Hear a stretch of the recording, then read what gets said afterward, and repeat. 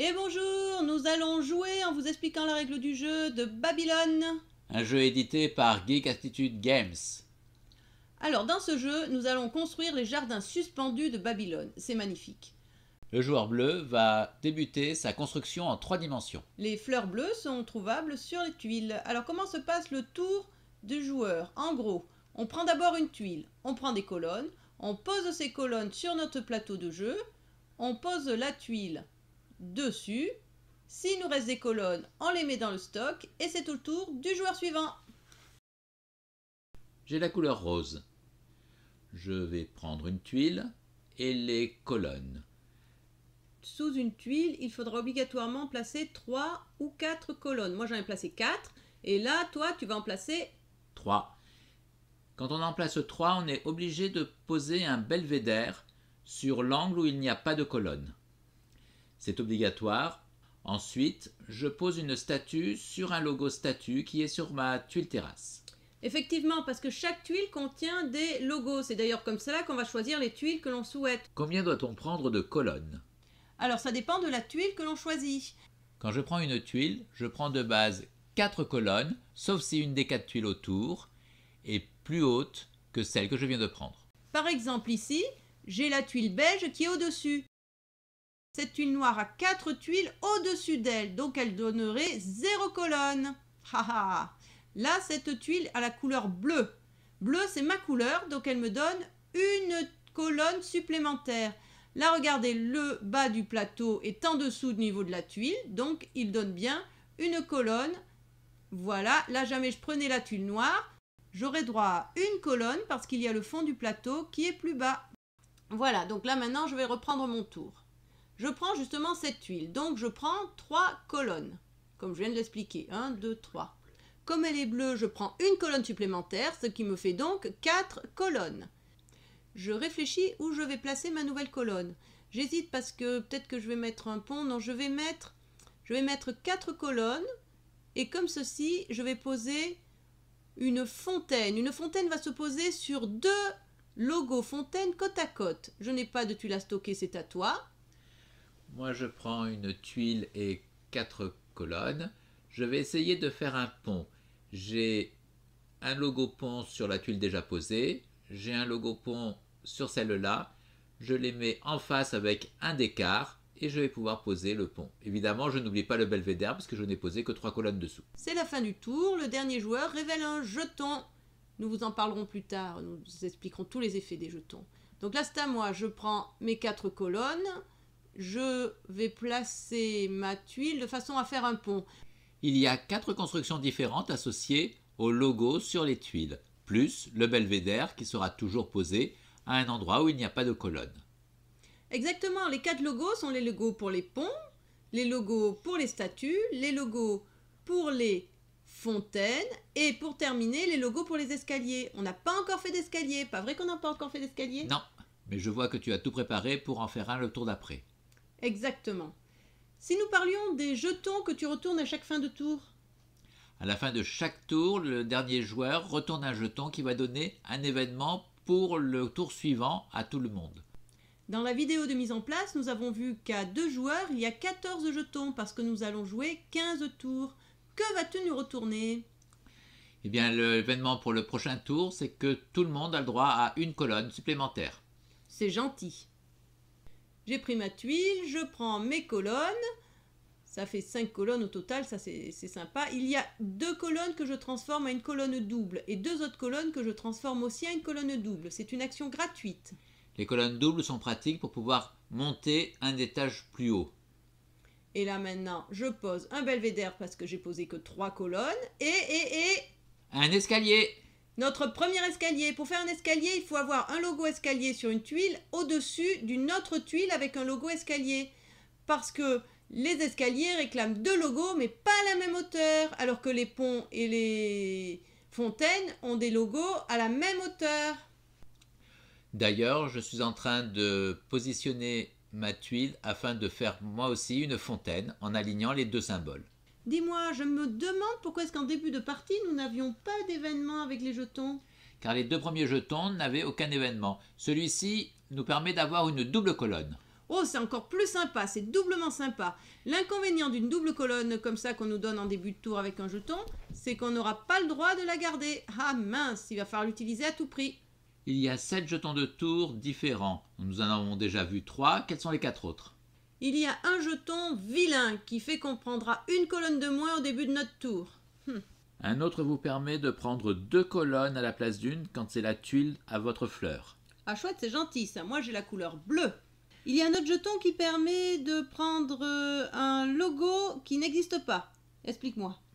Eh bien là où il y a une case vide, on peut y mettre le logo que l'on veut. Mais uniquement sur la tuile que l'on vient de prendre, hein, pas sur une tuile qu'on avait déjà posée avant. Et le dernier, pareil pour la tuile que l'on vient de prendre, permet d'échanger un logo présent par un autre logo à notre convenance. Ah ouais, ça aussi c'est sympa ça. Pof, on veut poser une statue, il y a un logo pont, pof, on dit que c'est un logo statue. Hop! Je pose une statue. À partir de la deuxième statue que l'on pose, il faut toujours qu'elle soit alignée avec une statue précédemment posée. Exactement, pour pouvoir poser une statue, il faut un seul logo, contrairement aux ponts, aux escaliers, aux fontaines. Mais par contre, il faut que l'on ait déjà une statue, soit dans la ligne, soit dans la colonne. Ce tour-ci, nous allons prendre une colonne de moins. Oh bah non, ça c'est à cause du vilain jeton, ça, hein, fouf. Alors du coup, j'ai pas beaucoup de colonnes, j'ai pris ma tuile, j'ai quand même posé mes colonnes. Je pose un belvédère parce que j'ai mis que 3 colonnes. Évidemment, je change d'idée, hop. J'ai quand même mon belvédère. Je vais poser une jolie fontaine. C'est toujours joli les fontaines. Alors, et j'avais rien à stocker parce qu'on vérifie toujours son stock à la fin de son tour. donc pareil, avec 3 colonnes, ça fait pas beaucoup, mais j'ai des colonnes qui étaient en réserve. Je peux donc en mettre 4 et poser une statue alignée avec une autre statue et un pont. C'est joli les ponts. C'est ça qui est bien dans ce jeu, c'est qu'on construit des jolies choses, des véritables jardins suspendus puisqu'on est en 3D. Là, avec une colonne sur la tuile précédemment posée et 2 doubles colonnes, tu vas pouvoir monter d'un étage supplémentaire et faire un pont par-dessus l'autre pont. Évidemment, le belvédère a été posé.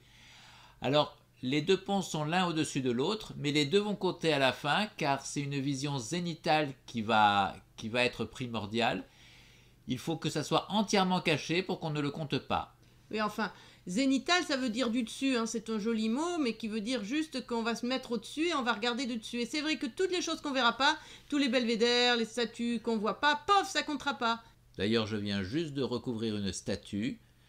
Elle ne comptera pas à la fin, mais elle m'a servi de colonne. Oui, c'est tout à fait possible d'utiliser une statue comme si c'était une colonne. Mais bon, du coup, elle fait pas de points. Le jeton du tour va permettre d'utiliser un symbole à la place d'un autre. Est-ce que tu penses l'utiliser maintenant? Oui, je vais essayer de l'utiliser parce que c'est un super bonus. Donc j'ai posé 2 colonnes doubles, j'ai posé une colonne simple sur une tuile de dessous, je pose un belvédère parce qu'il y avait un trou, une statue sur un logo statue, et c'est maintenant que j'utilise, voilà, pour pouvoir poser une deuxième statue sur un autre logo. C'était sympa, hein? Tu crois que tu vas l'utiliser toi aussi?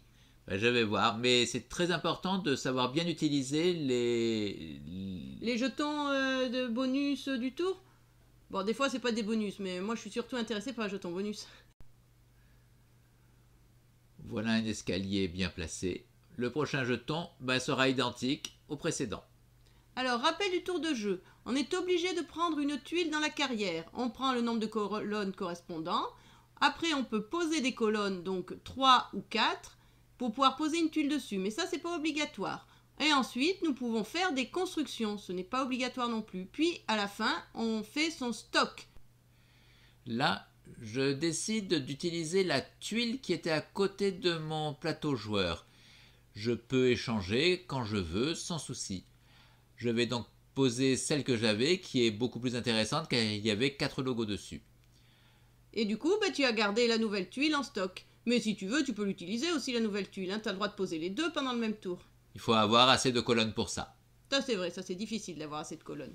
Mais des fois, c'est possible. Alors, un nouveau jeton tour. Et hop, le nouveau tour, il commence. J'ai récupéré ma tuile. Je récupère plein de colonnes. Ça, c'est super. Alors, je vais poser ma tuile. Oui, dans ce sens-là, ça a l'air bien. Je pose donc mes colonnes. Je pose la tuile. Je mets le belvédère à l'endroit où il n'y avait pas de colonnes. je vais mettre une statue parce que c'est dans l'alignement d'une autre statue et une fontaine. Il me reste 3 colonnes pour mettre ici et hop, je vais pouvoir mettre la tuile que j'avais de côté. Comme ça, j'aurai mis 2 tuiles à ce tour-ci. Je mets bien le belvédère, je mets un escalier pour monter du premier au deuxième étage et je mets une statue. Et c'est à toi. À mon tour, je prends donc les colonnes. Tu as échangé des colonnes simples contre des colonnes doubles. Oui, et j'ai aussi échangé la tuile. Comme ça, je mets la tuile que j'avais mis de côté tout à l'heure. Là, je peux poser un escalier. Et regarde, tu mets ta deuxième tuile que tu avais mis de côté. C'est bien, comme ça, toi aussi, tu vas mettre 2 tuiles à ce tour-ci. Comme ça, je n'aurai pas une tuile de retard sur toi à la fin de la partie. Ça, c'est vrai. Nouveau Nouveau tour. Ah, on prend chacun une colonne. Donc, je prends ma tuile. Je prends les colonnes qui correspondent à la tuile.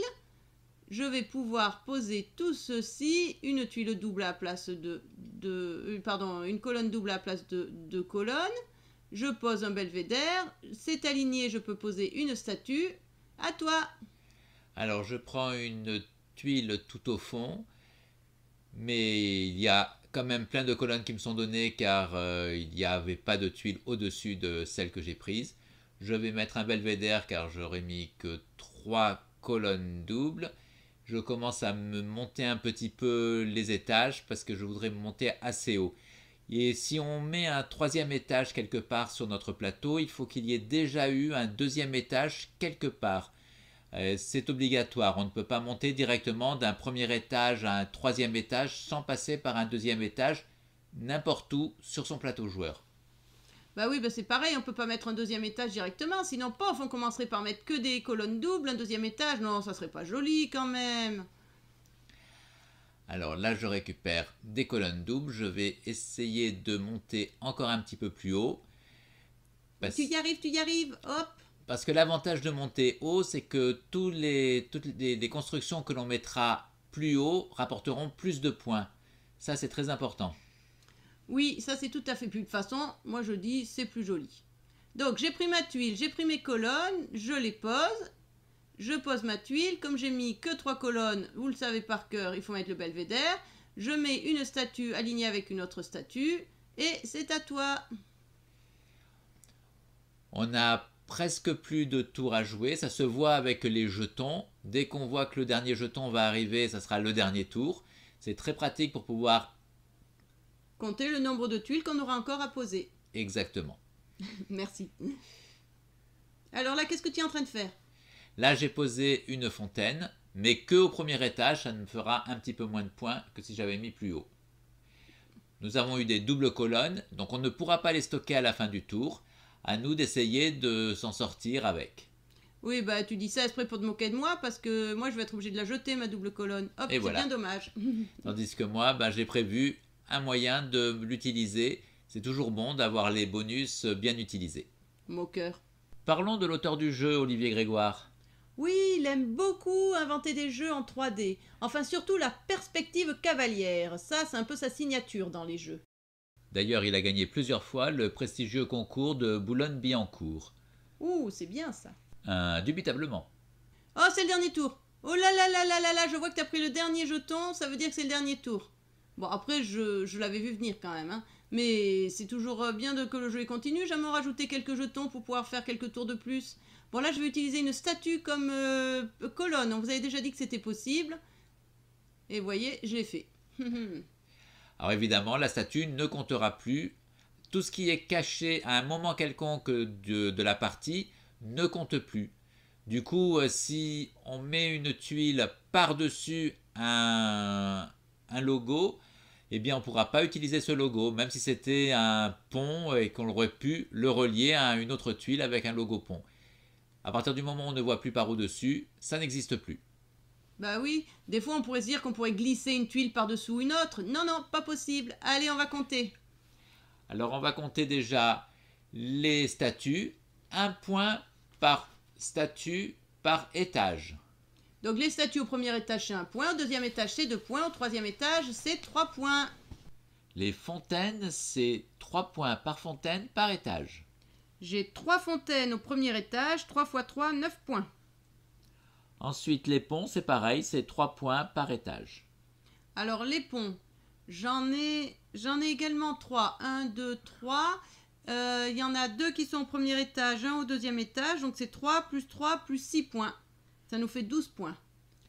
Les escaliers, c'est la somme de l'étage de départ et de l'étage d'arrivée. Donc c'est 3 points, plus 3 points, plus 3 points, plus 3 points. J'ai 4 escaliers qui vont du premier au deuxième étage. Ça fait encore 12? Bah oui. Ensuite, les 4 constructions différentes, c'est la diversité. Le minimum que j'ai, c'est 3 ponts. Donc ça nous fait 3 x 4, 12 points. Puis les fleurs différentes. J'ai 3 fleurs jaunes, 3 x 4, 12 points. Évidemment, il fallait avoir aussi 3 roses et 3 bleus et 3 jaunes. Oui, j'en ai plus que ça. Les belvédères, j'ai commencé à compter sans attendre. C'est 1 point par belvédère, quel que soit l'étage où il se trouve. J'ai 12 belvédères, 12 points. Et pour finir, c'est l'étage le plus haut multiplié par 2. Je suis arrivé jusqu'au 3e étage, 3 x 2, 6 points. Maintenant, nous pouvons compter pour Rose. Oui, alors donc je rappelle que tout ce qui ne se voit pas du dessus n'existe pas pour compter les points. Donc on a des belvédères cachés, on a etc. Là il y a des statues cachées, mais ça ne compte pas. Donc tes statues, tu en as pour 8 points. Ensuite, les fontaines, s'il y en a qui sont à moitié visibles, ça compte quand même. Bah oui, parce qu'on les voit à moitié, on fait pas moitié des points, on fait tous les points. Alors tu as 2 fontaines au premier étage et 2 fontaines au deuxième étage. Ça fait donc... Non, même tu as même 3 fontaines au premier étage. Donc 3 x 3, 9 points pour le premier étage. Et 2 fontaines à 6 points. Ce qui nous fait un total de 21 points en fontaine. C'est bien ça. Les ponts? Les ponts, tu en as que 2. 3 points plus 3 points. Ils sont tous les deux au premier étage. Escaliers? Les escaliers, tu as 4 escaliers. 3 plus 3 plus 3 plus 5 points pour un escalier qui va du second au troisième. Je pense que pour la diversité, je vais avoir des soucis puisque je n'ai que 2 ponts. Et oui, exactement. Donc 2 x 4, 8 points. Pour les tuiles avec les fleurs, je me suis fait avoir car je n'ai que 2 tuiles visibles en blanc. La troisième est malheureusement plus du tout visible vue du zénith. Ouais, vu du dessus. Eh ben oui, ben moi je la vois de côté, mais effectivement elle compte pas. Donc tu as que 2 tuiles blanches visibles, ça fait 2 x 4, 8 points. Restent les belvédères. 1 point par belvédère, quel que soit l'étage. 7, 3, 4, 5, 6, 7. Il y en a des cachés dessous que je ne compte pas parce qu'il n'y a plus de points. 9, 10, 11 points en belvédère. Ça ne fait pas beaucoup quand même par rapport à toi. Mais si, c'est très bien. Et par contre, je suis monté plus haut que toi. Oui, ça, tu es monté jusqu'au 4e étage. Donc 4 x 2, 8 points en hauteur. Si on calcule bien, eh bien, j'ai perdu la partie, mais je suis très content d'avoir réalisé une superbe construction en 3 dimensions et je vais sûrement la photographier pour m'en souvenir par la suite. Ça, c'est vrai que c'est un jeu qui est très joli. Merci d'avoir partagé ce moment avec nous et bon jeu!